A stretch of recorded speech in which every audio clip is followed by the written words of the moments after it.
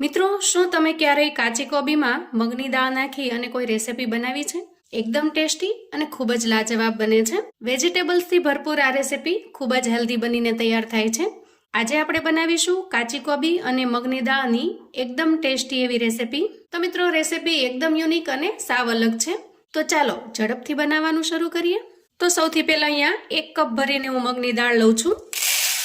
અહીંયા આપણે પોલિશ કરેલી મગની દાળ લીધી છે, ફોતરાવાળી નથી લીધી, કેમ કે આનાથી રેસીપી ખૂબ જ સરસ બનીને તૈયાર થશે. દાળને આપણે ખૂબ સારી રીતે પાણીથી ધોઈ લેવાની છે, જેથી કરીને એના ઉપરનો કોઈ ધૂળ, માટી, કચરો કશું જ હોય તો એ નીકળી જાય.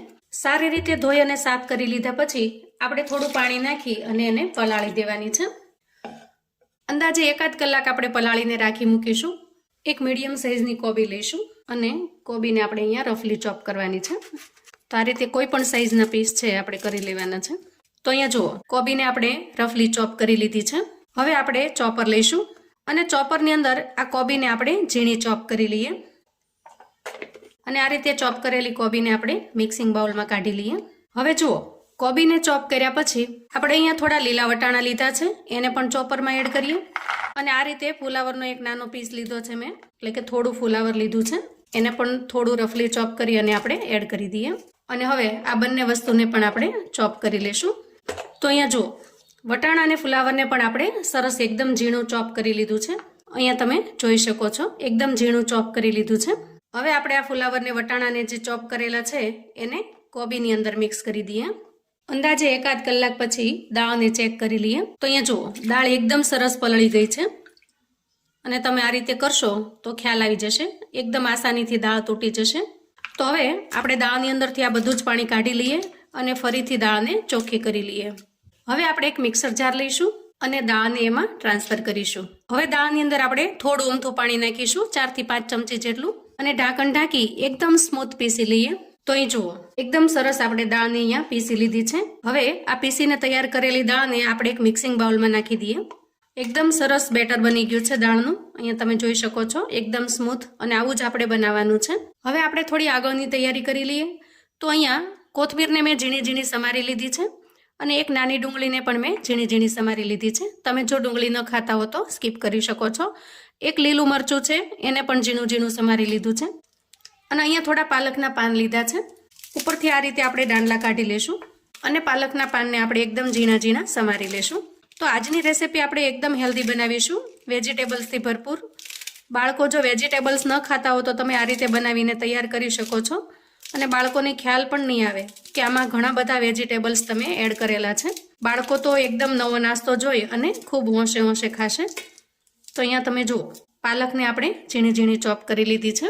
દાળના બેટરની અંદર આપણે અહીંયા 1 કપ ભરીને રવો એડ કરવાનો છે, એટલે કે 1 કપ દાળની સામે અહીંયા 1 કપ હું રવો લઉં છું અને એને આપણે એડ કરી દઈએ.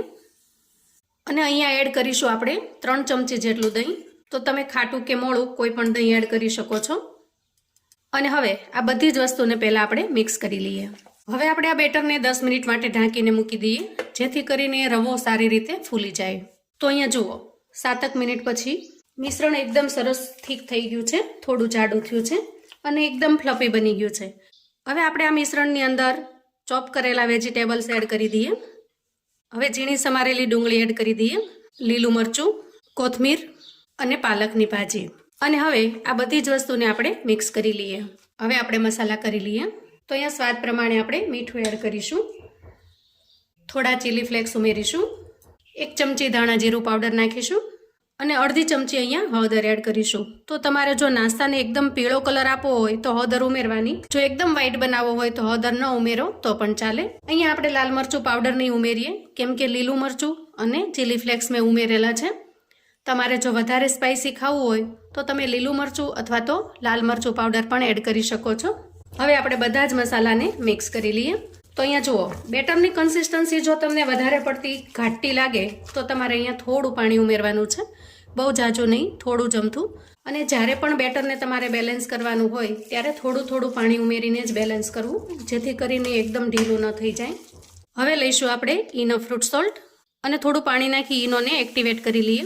તમારે જો ઈનો ન નાખવો હોય તો તમે સ્કીપ પણ કરી શકો છો, પણ ઈનો નાખવાથી નાસ્તો એકદમ ફ્લફી અને જાળીદાર બને છે, એટલે અહીંયા મેં ઈનો ઉમેર્યો છે.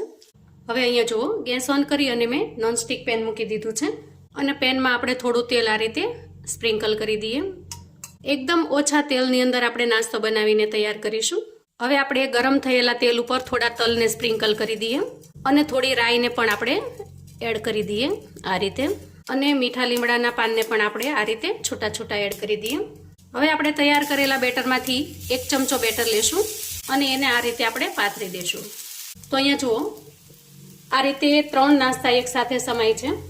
હવે આપણે 2 થી 3 મિનિટ ઢાંકણ ઢાંકી દેશું અને નાસ્તાને સારી રીતે સ્ટીમ થવા દેશું.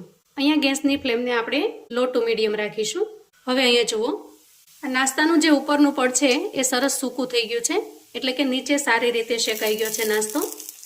તો હવે આપણે સાઈડ ચેન્જ કરી લઈએ આ રીતે, અને નીચેની સાઈડ જ્યારે શેકાવા મૂકીએ ત્યારે ફરીથી થોડું થોડું તેલ એડ કરી દઈશું.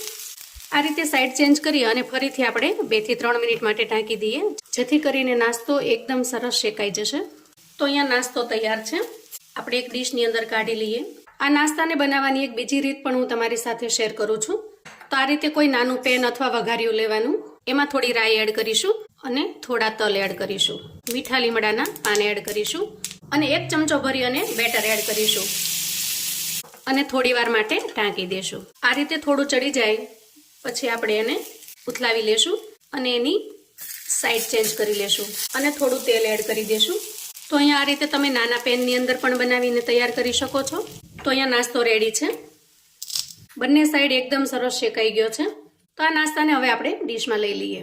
તો મિત્રો, કોબી અને મગની દાળનો એકદમ ટેસ્ટી એવો નાસ્તો બનીને તૈયાર છે. ઉપરથી ક્રિસ્પી અને અંદરથી એકદમ સોફ્ટ બને છે અને જોતા જ મોઢામાં પાણી આવી જાય એવો સરસ દેખાવમાં પણ લાગે છે. તો મિત્રો, અહીંયા તમે એનો લુક જોઈ શકો છો. એકદમ ટેસ્ટી એવો દેખાય છે. ઉપરથી ક્રન્ચી અને અંદરથી એકદમ સોફ્ટ બને છે. જુઓ. તો મિત્રો, આજનો નાસ્તો એકદમ હેલ્ધી છે અને વેજીટેબલ્સથી ભરપૂર છે.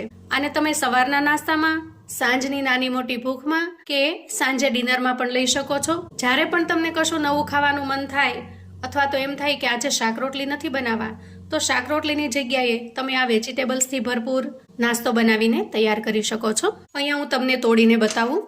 ઉપરથી એકદમ ક્રિસ્પી બને છે અને અંદરથી એકદમ સોફ્ટ. આ નાસ્તાને તમે કોઈ પણ ચટણીની સાથે પીરસી શકો છો અથવા તો ટોમેટો કેચઅપની સાથે પણ પીરસી શકો છો. ખૂબ જ યમી લાગે છે. જુઓ, એકદમ ટેસ્ટી એવો લાગે છે. મિત્રો, ટેસ્ટમાં એકદમ લાજવાબ બને છે. એક વખત જો આ નાસ્તો બનાવીને પીરસશો તો ઘરના બધાને ખૂબ જ પસંદ આવશે. તો મિત્રો, આવું અવનવું જાણવા માટે ચેનલ પર જો તમે નવા છો તો ચેનલને સબસ્ક્રાઇબ કરો. વિડીયો ગમે તો લાઈક અને શેર કરો. તમારા સગા સંબંધી મિત્રોને પણ આપણી આજની આ કોબી અને મગની દાળની રેસિપી ચોક્કસથી મોકલી આપજો, જેથી તેઓ પણ આ નવી રેસિપી વિશે જાણી શકે, તેના પરિવારને પીરસી શકે અને એન્જોય કરી શકે. મિત્રો, અહીંયા તમે જોઈ શકો છો, એકદમ ફ્લફી બન્યો છે અને એકદમ જાળીદાર પણ બન્યો છે. તો કોમેન્ટમાં ચોક્કસથી જણાવજો મિત્રો કે આજની રેસિપી તમને કેવી લાગી છે. ફરી મળીએ એક નવી રેસિપી સાથે. ત્યાં સુધી આવજો મિત્રો.